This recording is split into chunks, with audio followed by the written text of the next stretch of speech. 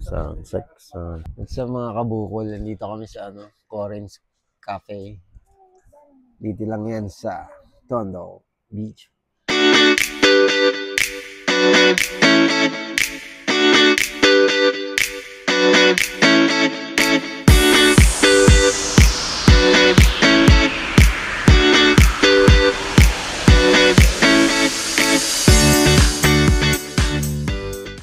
Guys, dito kami ngayon sa Mga seaman daw sila. Seaman kayo?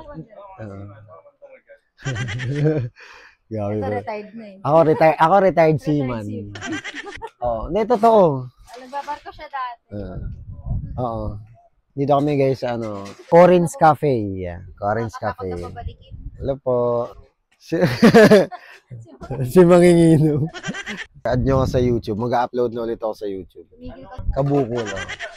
Parang may napanood na ako nun eh. Kasi kuminsan nag-ano din ako sa mga vlogger. Tinitingnan ko rin ng mga vlogs nila. Pina-upgrade nga sa akin ni YouTube eh.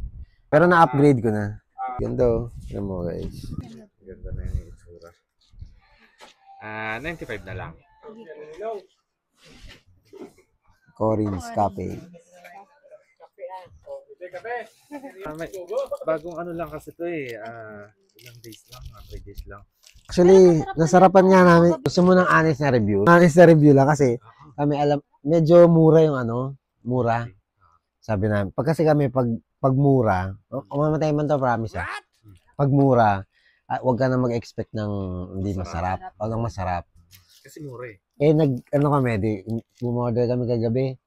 Sabi namin. Hindi kami nag-expect na parang hindi kami nag-expect na yung masarap. Kasi mura nga eh. Uy, sarap pa. Oo nga, promise. May mag-asawa. Oh, masarap nga oh. Dirty. Bukol kasi. May bukol ako. Tingnan ko na lang. Parang dapat pala sinabi mo dinagdagan mo yung ano. Pinapak eh. Tipid-tipid. Higupin ko rin yan. Pertibol eh. Pertible pala. Yung tumawag ako, hindi naman ako kinurek. Ito po ba yung Pertibol? May pumasok din kanina. After natin mag-check-in, may pumasok. Dito po ba yung Pertibol Beach Resort? Hindi na sabi. Kaya nga kalakala ko rin, Pertibol. Ay, apelido pala to. Sabi nung nagbabantay, sabi ko, ma'am, apelido po ba yan? Opo. Sabi niya, Pertibol. Hindi, Pertible, sir. Sabi niya.